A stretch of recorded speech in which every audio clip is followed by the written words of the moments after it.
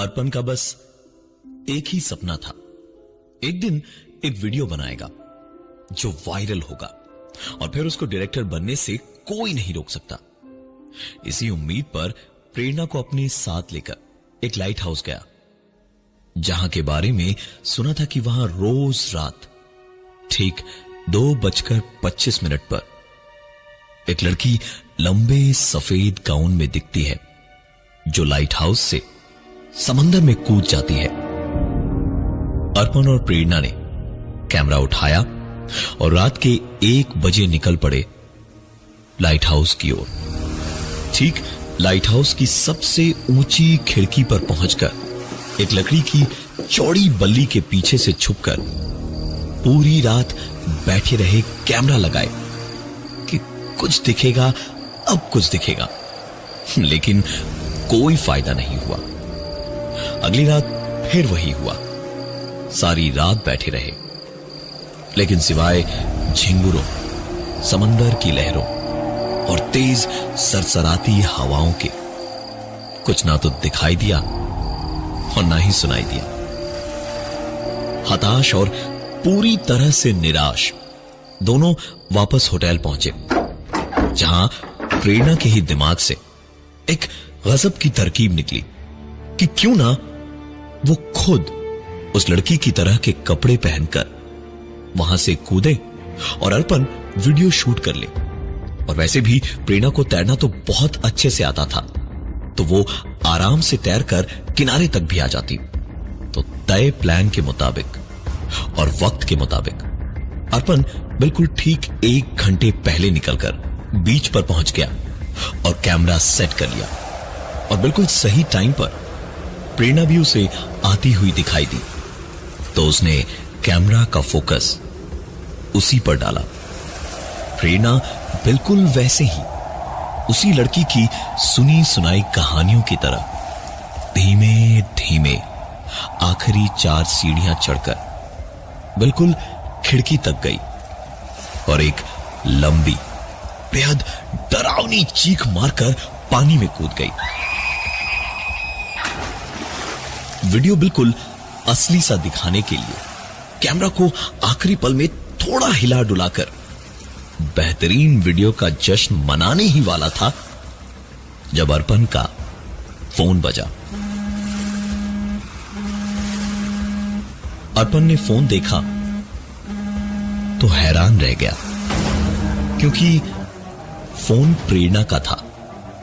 उसे कम से कम 15 मिनट तो लगते ही वापस किनारे तक आने में। अर्पण ने तुरंत फोन उठाया तो उधर से प्रेरणा ने कहा, अरे अर्पण, सॉरी यार, आने में देर हो गई मुझे। क्या करूं, रास्ता भटक गई थी और ये दरवाजा भी जैम हो गया है, प्लीज जरा आके खोल दो। अर्पण की तो जैसे नस नस में इस वक्त खून नहीं बह रहा था, बल्कि गिरगिट और छिपकलियां रेंग रही थी। उसने कहा, 1 सेकंड रुक, I'll just call you back, हाँ? और इतना कह के अर्पण ने तुरंत वीडियो निकालकर जो शूट किया था अभी, वो वीडियो चेक किया तो पाया कि वीडियो ऐसा आया कि जिसमें कुछ भी नहीं दिख रहा था। शूट करते वक्त बिल्कुल साफ था, सब कुछ ठीक था, लेकिन अब नहीं। अर्पण ने तुरंत प्रेरणा को वापस फोन किया तो उसने बताया कि उसने रास्ता खोज लिया और वो पहुंच रही है। अर्पण ने किसी तरह से खुद को संभाला कि जो हुआ सो हुआ, कम से कम कोई नुकसान तो नहीं हुआ। प्रेरणा आई और प्लान के मुताबिक ही अर्पण ने भी वीडियो सही से शूट किया और शूट करते ही चेक भी कर लिया। वीडियो बिल्कुल सही आया था। खुशी खुशी जाकर नीचे रेलिंग के पास खड़ा हुआ और प्रेरणा को खुशी से हाथ हिला हिलाकर जल्दी आने का इशारा करने लगा।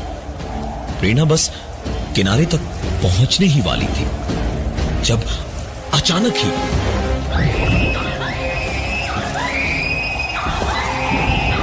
तकरीबन किनारे तक पहुंच चुकी प्रेरणा को किसी ने वापस समंदर में घसीट लिया और 5 ही मिनट में प्रेरणा की लाश समंदर में सफेद गाउन में तैरती हुई दिखने लगी। अर्पण के लिए इस वक्त कुछ भी समझ पाना बेहद मुश्किल था। अर्पण ने अपनी आंखों से जो जो देख लिया था, उसके चक्कर में अब कम से कम वो वहां तो रुकने वाला था नहीं। तुरंत वहां से अर्पण भागा और सीधा अपने होटल पहुंचा। अपने कमरे के दरवाजे को बंद करके चुपचाप पलंग के ऊपर चढ़कर बैठ गया और बुरी तरह से हाँफता रहा। कैसे हो गया ये सब कुछ? काफी देर के बाद में कहीं जाकर अर्पण की सांस में सांस आई। वो चुपचाप बैठा ही हुआ था जब उसकी जागती हुई ये बेहोशी होटल रूम की डोरबेल की आवाज से टूटी और वो उठकर दरवाजे तक गया और कहीं पुलिस ना हो ये देखने को जब अर्पण ने आई होल से झांका तो बाहर का नजारा देखकर उसकी सांस में सांस आई, क्योंकि प्रेरणा जिंदा थी और बाहर खड़ी थी। अर्पण ने दरवाजा खोलते ही कहा, तुम्हारी यार मजाक करने की आदत नहीं। अर्पण अपनी बात पूरी भी नहीं कर पाया, क्योंकि दरवाजा खोलते ही उसने देखा बाहर कोई नहीं था।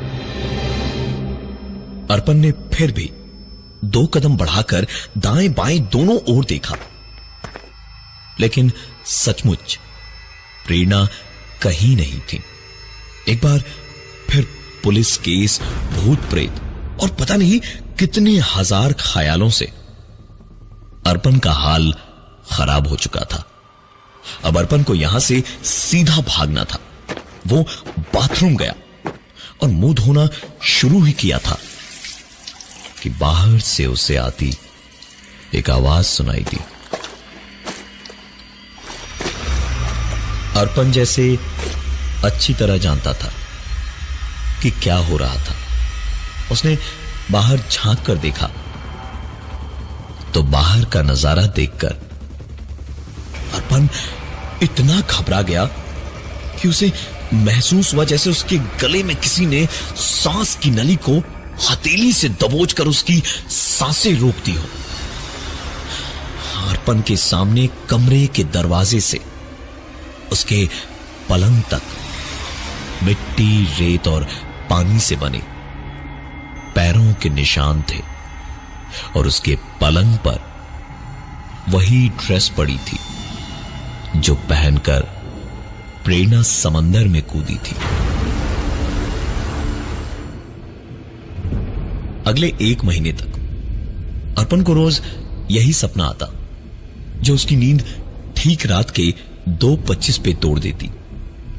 इस सपने में वो सिर्फ एक ही चीज देखता, प्रेरणा किनारे आ ही चुकी है जब उसे कोई वापस समंदर में घसीट कर ले गया और उसकी लाश पानी में तैरने लगी।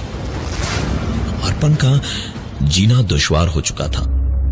1 ही महीने में ठीक से ना खाने, पीने और सोने की वजह से अर्पण का वजन गिरता जा रहा था। दिमागी और जिस्मानी दोनों ही तौर पर अर्पण बेहद बीमार होता जा रहा था जब एक रात ठीक 2:25 पर इसी सपने से अर्पण की नींद खुली।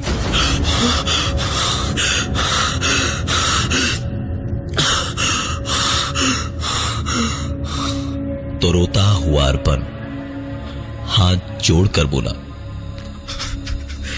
मैंने क्या किया है प्रेरणा? मैंने क्या बिगाड़ा है तुम्हारा? ये तो तुम्हारा ही आइडिया था कूदने का। मैं तो तुम्हें नुकसान नहीं पहुंचाना चाहता था। तुम मेरे साथ ऐसा क्यों कर रही हो? मेरे साथ ऐसा क्यों कर रही हो? क्यों आती हो मेरे सपने में हर रात? क्यों मुझे परेशान कर रही हो?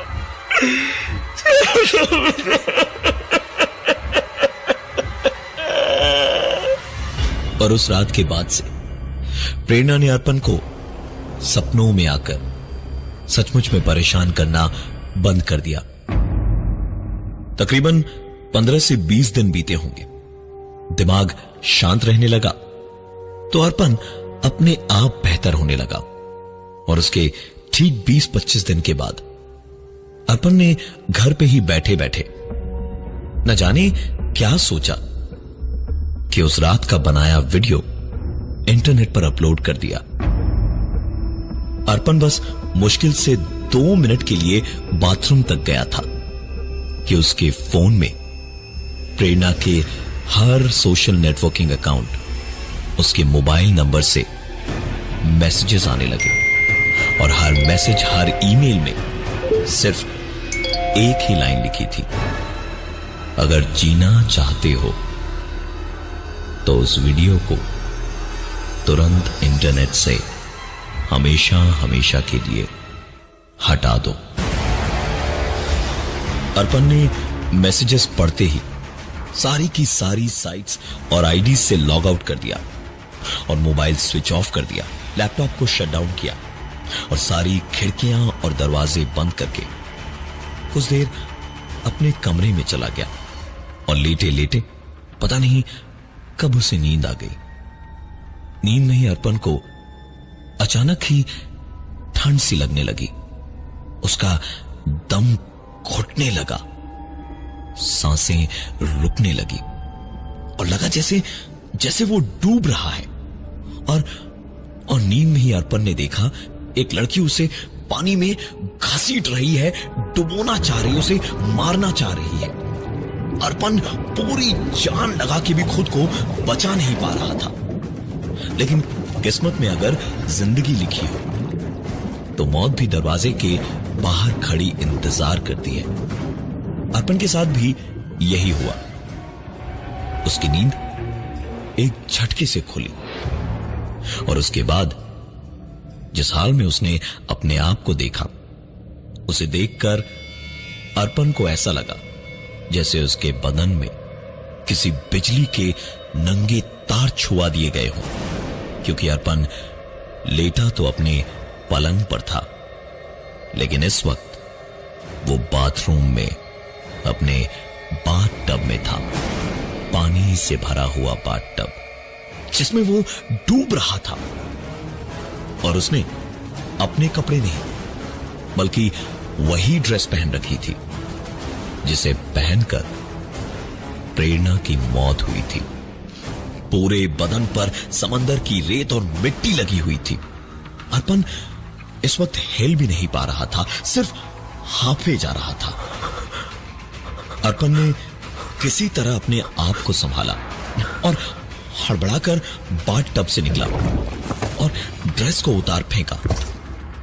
इन सारी चीजों के बाद एक कोने में जाकर अर्पण किसी बेहद डरे हुए बच्चे की तरह घुटनों में चेहरा छुपाए बैठा हुआ था और चारों ओर चोर निगाहों से रह रहकर देखने लगा। इस वक्त अर्पण शायद एक पुतले को भी अपने सामने देख लेता तो उसको भी अपना जिगरी दोस्त बना लेता, क्योंकि इस वक्त वो खुद को बेहद अकेला महसूस कर रहा था। अर्पण बैठे बैठे ही दीवार की ओर घूमा और हवा में बातें करने लगा। प्रेरणा, मैंने तेरा क्या बिगाड़ा है रे? क्यों मेरे साथ ऐसा हो रहा है? मेरी गलती नहीं थी प्रेरणा, मैं तुमसे प्यार करता हूं प्रेरणा, मुझे छोड़ दे प्लीज, मुझे छोड़ दे। इस तरह तो मैं हमेशा हमेशा के लिए पागल हो जाऊंगा।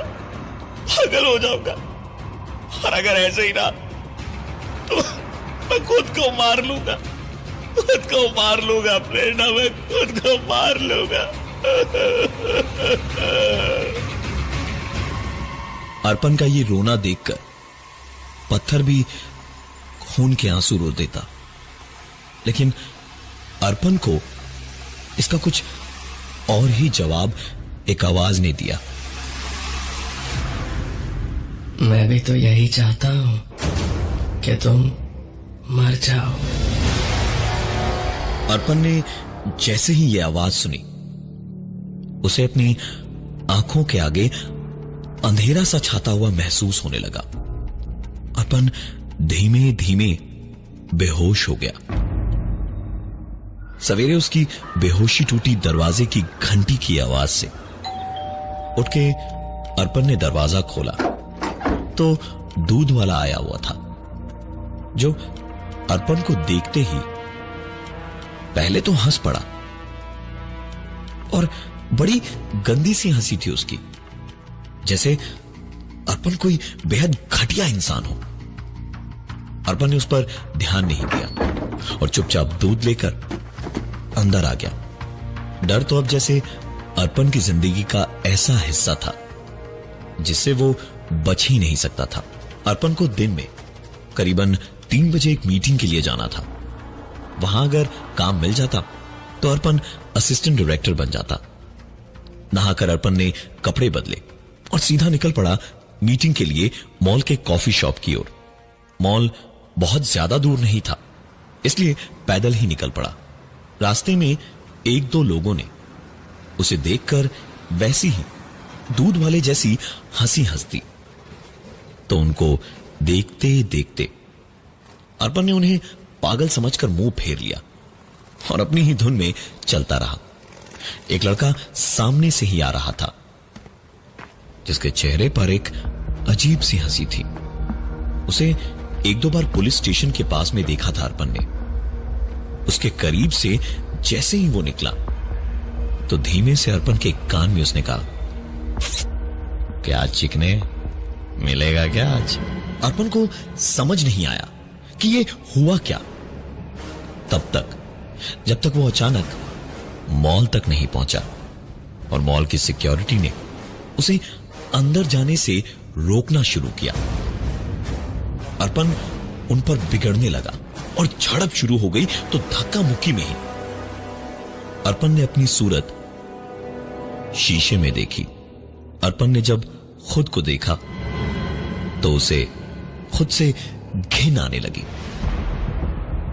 अर्पण के चेहरे पर मेकअप किया हुआ था, लिपस्टिक लगी थी और काजल भी था, पर ये सब कब हुआ, कैसे हुआ? अर्पण का डर अब धीरे धीरे उसकी बेइज्जती में बदल रहा था। अर्पण वापस दौड़ा अपने घर की ओर। पूरे रास्ते कहीं बच्चों ने मजाक उड़ाया तो कहीं बड़ों ने। अर्पण का दिल खुदकुशी करने का हो रहा था, लेकिन इसके लिए भी जरूरी हिम्मत नहीं थी उसमें। वापस घर जाकर अर्पण घंटों रोता रहा और आखिरकार रात को नशे का सहारा लेकर किसी तरह सो गया। लेकिन एक बार फिर उसका दम घुटने लगा, सांस की नली दबने लगी और आज वो लड़की जो उसे पानी में खींच रही थी, उसकी सूरत थोड़ी साफ दिखने लगी। लेकिन साफ दिखने के बावजूद भी वो शक्ल थोड़ी धुंधली थी। आखिरकार सांस के लिए तड़पते तड़पते अर्पण की आंख खुली। भरे बाथटब में वही ड्रेस पहने हुए, समंदर की रेत और मिट्टी लगाए हुए, उठकर उसने खुद को शीशे में देखा तो चेहरा तो उसका था, लेकिन पूरी सजावट लड़कियों जैसी थी। और घड़ी में ठीक 2:25 हुए थे। अर्पण अगले पूरे दिन घर से नहीं निकला। दूध वाले से उसने दूध बाहर ही रखवा दिया और उसके जाने के बाद उठाया। रात के वक्त सोने गया तो बाथरूम के दरवाजे को ताला लगाकर सोने गया। लेकिन कुछ ही देर हुई थी सोए हुए कि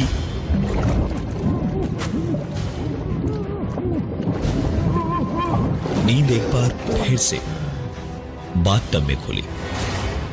लेकिन एक अजीब बात थी आज।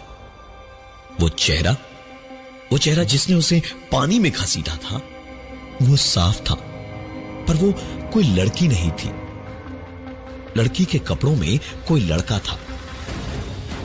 अर्पण ने इसके बाद खुद को देखा, वो फिर से उसी ड्रेस और मेकअप में था। दरवाजे की कुंडी और ताला तोड़ा हुआ था। अर्पण को इससे अब डर नहीं लग रहा था, अर्पण ने फैसला कर लिया कि अब आंख मिचौली नहीं खेलनी उसे। उसने अपने लैपटॉप और इंटरनेट से वो वीडियो डिलीट किया और इसी ड्रेस में, पूरे मेकअप में गाड़ी लेकर निकल पड़ा उसी लाइट हाउस की ओर। वहां पहुंचकर उसे पता था कि उसे क्या करना था। सबसे ऊपर उस खिड़की तक गया अर्पण। आज उसी लड़की की तरह ठीक 2:25 पर उसने वहां से कूदने का फैसला किया और ठीक 2:25 पर उसने पानी में छलांग भी लगा दी। कुछ देर वो वहीं समंदर में रुका रहा कि कोई उसे भी घसीट कर डुबोएगा, लेकिन ऐसा नहीं हुआ। तैरकर किनारे तक आया तो इसी उम्मीद में था कि किनारे से कोई उसे वापस खींच कर मार देगा, पर यह भी नहीं हुआ। उस रात के बाद से अर्पण की जिंदगी पूरी तरह से बदल गई। ना कोई सपना, ना ही कभी कोई ऐसा एहसास जिससे लगे कि कोई उसके आसपास है। बहुत खोजबीन के बाद उसे उस लाइट हाउस की कहानी पता चली। उस सफेद गाउन में कूदने वाली लड़की दरअसल एक लड़का था, शशांक। लड़का होकर वो लड़की बनना चाहता था, किसी लड़के के साथ अपना घर बसाना चाहता था, लेकिन समाज के रूढ़िवाद ने उसे दी तो सिर्फ बेइज्जती और जिल्लत। उस लाइट हाउस से छलांग लगाकर उसने अपनी जिंदगी खत्म तो की, पर एक औरत के रूप में। शशांक ने अर्पण को जीने दिया, क्योंकि अर्पण ने कुछ दिनों के लिए ही सही, पर शशांक के दर्द को झेला, उस जिल्लत को झेला जो जमाने भर से शशांक को मिली थी। वो भी इसलिए क्योंकि वो लड़का था और बनना लड़की चाहता था। वक्त रहते अर्पण को भी अपनी गलती का एहसास हो चुका था और उसने वो वीडियो डिलीट कर दिया था। लेकिन अर्पण आज भी रात को बाथरूम को ताला लगा के ही सोता है।